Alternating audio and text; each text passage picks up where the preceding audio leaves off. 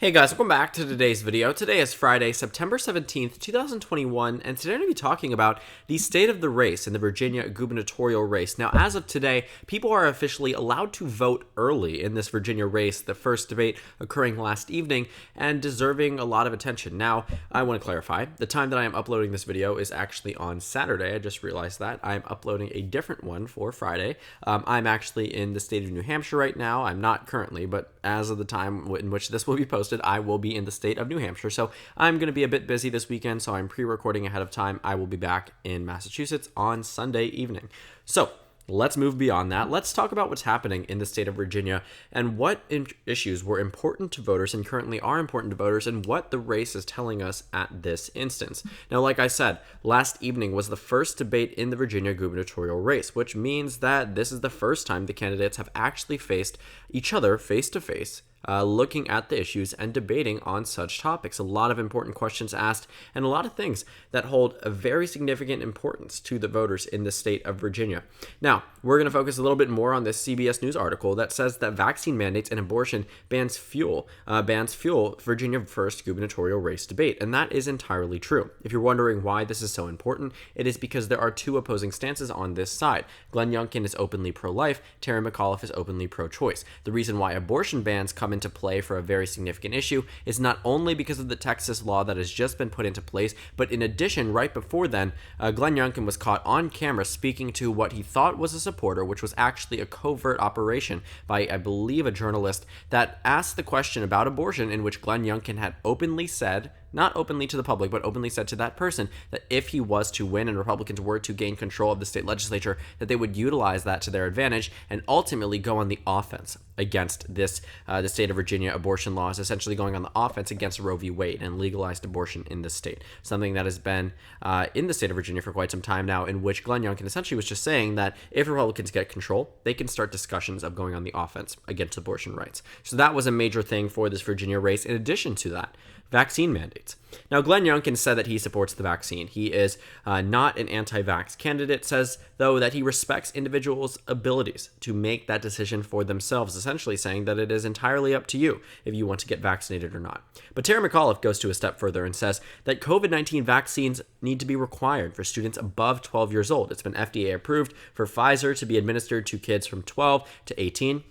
So it looks like Terry McAuliffe is for that in our schooling system, essentially requiring vaccines for these students in the public school system. Now, obviously, private school students and homeschool students will not be impacted by this, but the public school system in Virginia is a very, very, first of all, robust school system, but also has a very significant portion of students who come from very rural counties where parents might not necessarily be as excited to vaccinate their students as people in Northern Virginia. But regardless, it doesn't seem to be that Terry McAuliffe is playing to their interests, more so playing to the interests of Northern Virginia and other Democratic regions. It seems as if he's taking a very bold stance on vaccines, I would say, to require them for the school system, in which many other politicians, including my home state of Maryland and my county, that the school board has not even voted to require the vaccine for students in that county itself. So all in all here, what's happening in the state of Virginia is that we are looking at not necessarily a Trump versus Biden debate. I wouldn't necessarily call it that. I think Glenn Youngkin is much more reserved and much more calculated than President Trump. President Trump pretty much just puts himself entirely out there. But for Terry McAuliffe, I will say that he is also a people person. Terry McAuliffe is a very good figure to put up for the Democratic Party, I will say. I think he's one of the stronger potential contenders in the race. And while he is obviously the former governor and has all of that behind him, I just honestly think that his aura exudes someone who does come across as genuine as a people person in not necessarily the same way as Glenn Youngkin. I think Glenn Youngkin definitely has a couple of character issues that need to be sorted out in order for him to display himself as well. I think that in a number of races, there are always benefits for certain candidates in terms of who seems more genuine to the American public. And in this case, I wouldn't necessarily call Glenn Youngkin the one who seems to be that way, but I don't think that there's anything really alarming about him as a Virginia Republican. He seems to be a standard type of candidate in a very similar fashion as Ed Gillespie. Now, I don't think he wants to be compared to Ed Gillespie. Ed Gillespie obviously didn't have a good result. Corey Stewart, who ran in 2017 and lost the primary to Ed Gillespie, went on to win the primary in 2018 and lost even more than Ed Gillespie did. So I don't think many of these Republicans want to be tied to the former Republicans who ran across the state, but I do want to say that these Republicans weren't necessarily, if anything, Trumpian. These are Republicans that have pushed themselves away, made a concerted effort to push President Trump away from their campaign the same way that Glenn Youngkin did. There is a reason why President Trump did not visit the state of Virginia during the entirety of this election cycle and will not visit the state of Virginia through the end of 2021. That reason being that Virginia is a blue state. You can track Virginia over time if you want from the 2000 election, in which Virginia went to George W. Bush by 8 percentage points. In 2004, it went to George W. Bush by 8 points again. But then it shifted 14 points to the left in 2008, which went to Obama by 6.3%. Obama narrowly won it in 2012 by 4 points. 2016, Hillary Clinton expands off that with a 5.3% margin. And then in 2020, Virginia goes into double digits for the Democrats with a 10.1% margin for the Democratic Party for Joe Biden for president of the United States. And this is why President Trump is not visiting this state. Another reason also is that President Trump did not visit in 2017 out of fear that a Clinton plus 5 state would not vote for a Republican in 2017. And the Virginia Republican Party was right in asking Donald Trump not to visit this state. But Glenn Youngkin also campaigned with people such as Mike Pence and other top Republican figures because he knew that they would be less controversial than President Trump. But it doesn't really matter. Terry McAuliffe has been tying Glenn Youngkin to President Trump in every single way that he can. They call them Trump-Youngkin Republicans. That is the rhetoric that is utilized at rallies, in door knocking, that is utilized in volunteer efforts, utilized in mailers, whatever it is. Terry McAuliffe has been tying Glenn Youngkin to President Trump. In fact, most recently, and I want you to go out to Google and type this in. Type in Glenn Youngkin Trump mailer Terry McAuliffe campaign, and you will find that the Terry McAuliffe campaign sent out a Trump-style ad saying that Glenn Youngkin has his complete and total endorsement. It was an advertisement that seemed as if Glenn Youngkin was sending it out, but it was funded by Terry McAuliffe, in which they just displayed pictures of Youngkin and Trump together, essentially trying to tie the two together and pretty much just making it much less likely for these more liberal voters in Northern Virginia that used to vote for Republicans to vote for Glenn Youngkin, that might be inclined to vote for Youngkin as a pushback on President Biden or a pushback on the Democratic Party, that will no longer be as inclined or likely at all even to vote for the Republican Party in 2021. So looking at a lot of the things that are happening in Virginia, voting has begun today. Glenn Youngkin also has addressed something that was a major concern of mine personally, in which President Trump started to begin rhetoric that the 2021 election in Virginia would be rigged. Yes, you heard me correctly. President Trump made the claim on television that the state of Virginia would be rigged and stolen by the Democratic Party, essentially. So that's something that was definitely a major concern that the Democratic Party was capitalizing on. This was something that I think was very effective in terms of the way that the Democratic Party pushed it across, that Glenn Youngkin was inherently backing such claims. That's why this question was asked at the debate. But Youngkin made a good claim. He made a very good point to say that no, he believes that Virginia is going to have a clean and fair election. He says he fully expects to win. I don't think his rhetoric will change much after the election. Again, he's not President Trump, and he's not an embodiment of him. That's why the Virginia GOP wanted him over anybody else. And I do applaud him for making such a statement. And I feel that it is weird to applaud a candidate for claiming that the election will not be rigged, but these are the circumstances that we live in because of former presidents, because of former congressional candidates, other types of nominees in the Senate and the governor elections, people who simply do not concede elections, Democrats and Republicans, because we've seen it this year with on the Democratic Party, looking at the state of Virginia. This is not a state to bring that rhetoric in. When President Trump brought that in, I knew if Glenn Youngkin was to expand upon this, it would be game over.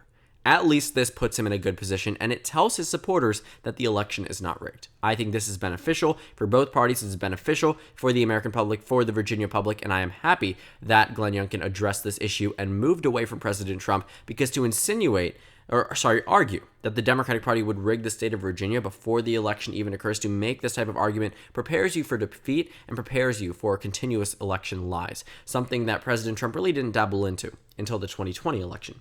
So in Virginia, all around here, I think that we are going to see a pretty exciting race. I also wanted to update you guys on the Virginia polls in this state. Emerson College is releasing a poll that shows Terry McAuliffe only ahead by 4 percentage points, bringing the average down to a 5-point margin of victory. Now, a 5-point margin of victory is nothing to scoff at. Terry McAuliffe is at 49%, according to Emerson College. This is not a bad number at all, but it's not 2017. And I think Democrats have sort of realized this at this point, that 2021 is not going to be 2017, because 2017 was a very good year for the Democratic Party. They were able to win the state of Virginia. They flipped the state of New Jersey, and they came very close in numerous special elections. And also, they came nearly close to flipping the House of Delegates in the state of Virginia, and then went on 2 years later to flip the House of Delegates and flip control of the Virginia State Senate. But in this circumstance, based off the most recent polling numbers, I think Virginia will narrow up. Do I think Democrats will expand their seats in the House of Delegates? Maybe. I think that it's very possible, but it's also possible that that simply does not happen because of what we are in right now. Terry McAuliffe, however, isn't really being dragged down significantly, though, by President Biden. For a brief period of time, it seemed as if the voters did not care that Biden was falling out of favor, and I think that is partially still true. If the California recall was an indicator of anything, it's that excitement can still be there on the Democratic side, just we're not seeing it on a nationalized level. We're seeing it more in Virginia and California, not so much in a state such as New Jersey, which has a pretty safe race anyway, which doesn't really make sense. We're not seeing it much in some of these special elections, nor are we seeing it in terms of states that are going to have extremely competitive elections at this time. Arizona, Georgia, that are showing polls that indicate the races are narrowing up and getting exceptionally close. But for right now, I think the Democratic Party should take comfort in knowing that they have maintained a lead in every single poll that has ever been released from the state of Virginia, except for one. There was one that did show that the Republican Party would win in Virginia, but that was a Republican internal, and I wouldn't exactly say that I would put all my trust and all the credibility of pollsters into one individual poll that has missed the mark and was completely different from the 20 others that have been taken in Virginia.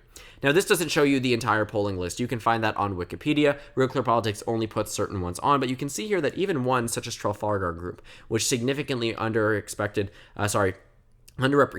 the amount of support for Biden in a number of 2020 swing states, they are saying Terry McAuliffe is still winning this election, maybe by 1 point. But the fact that they have Terry McAuliffe ahead in a year where the Republicans are supposed to demolish Democrats, supposed to use this as a precedent setter for 2022, supposed to use this as a way of pushing back on the Democratic Party, we simply don't see that happening. And Terry McAuliffe and the Democratic Party should be very happy about that. Because issues such as abortion are going to be discussed in this race, voters are going to be less inclined to vote for the GOP. Because the issue of COVID-19 and vaccine mandates will be discussed in the state of Virginia, and in this debate, that will make voters in Northern Virginia, a former Republican stronghold, that will now be inclined more so than ever to vote for the Democratic Party, considering the circumstances that we are in today.